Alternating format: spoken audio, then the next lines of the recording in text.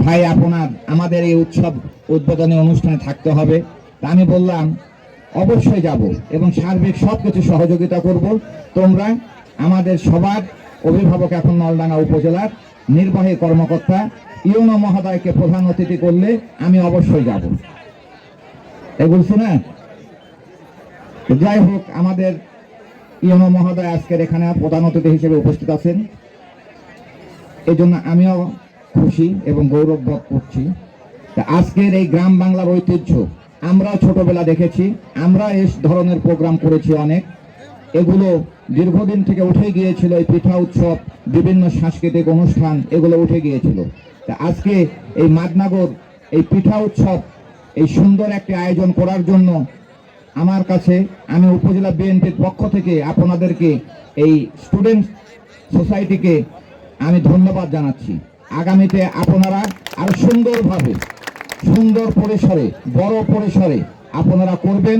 আপনারাই আগামী দিনের ভবিষ্যৎ, এই দেশের ভবিষ্যৎ, আপনারাই দেশ চালাবেন ইনশাল্লাহ। আমরা চাই তরুণদের হাত ধরে বাংলাদেশের আগামী পরিবর্তন আসবে। বাংলাদেশের এই তরুণরা নতুনভাবে বাংলাদেশকে সাজিয়ে তুলছে, আমরা দেখতে পাচ্ছি বিভিন্ন পর্যায়ে বিভিন্ন কর্মকাণ্ডের মধ্য দিয়ে। এই পিঠা উৎসবটি তারই একটি অংশ। এখানে বাংলাদেশের সকল পর্যায়ের নেতৃবৃন্দ, বাংলাদেশের নতুন সময়ের ছাত্রছাত্রীবৃন্দ সকলেই এই আয়োজনে অংশগ্রহণ করেছেন, তাদের প্রতি আমরা কৃতজ্ঞতা জানাচ্ছি।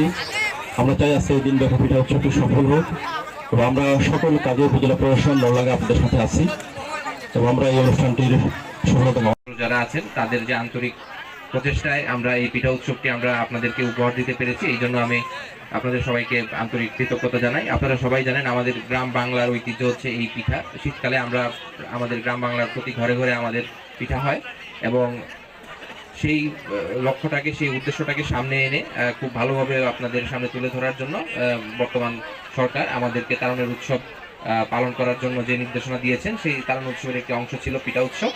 এবং এই মাদনগর স্টুডেন্ট অ্যাসোসিয়েশনের যারা ছাত্রছাত্রী ছিল, তারা যখন আমার কাছে এইরকম একটি অনুষ্ঠানের প্রস্তাব নিয়ে যখন আমার কাছে গেল, তখন আমার কাছে মনে হয়েছে আমরা উপজেলা প্রশাসন হিসেবে এই অনুষ্ঠানের সাথে আমরাও সম্পৃক্ত হতে পারি এবং এরকম একটি ভালো উদ্যোগ আমরা সামাজিকভাবে যদি আমরা করি, তাহলে এটি আমাদের অত্র ইউনিয়নের যে যুব সমাজ যারা আছে তাদের মধ্যে একটি ভালো এবং সুন্দর উদ্দীপনা নিয়ে আসবে এবং তাদেরকে ভবিষ্যতে ভালো কাজ করার জন্য তাদেরকে উদ্বুদ্ধ করবে।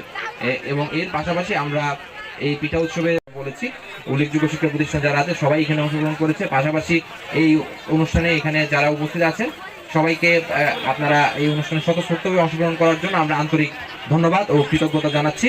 আমরা এই পিঠা উৎসবের আজকে দিনব্যাপী এই পিঠা উৎসবের সফলতা কামনা করছি।